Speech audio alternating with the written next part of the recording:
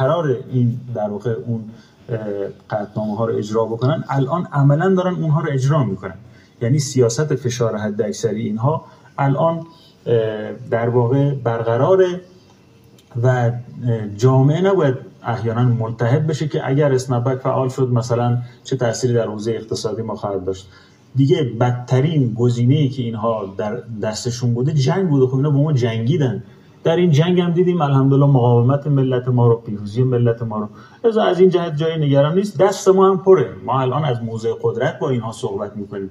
الان نسبت به قبل از جنگ متفاوت. اینا فکر میکردن میتوانن ما رو شکست بدن، اونها شکست خوردن در این جنگ.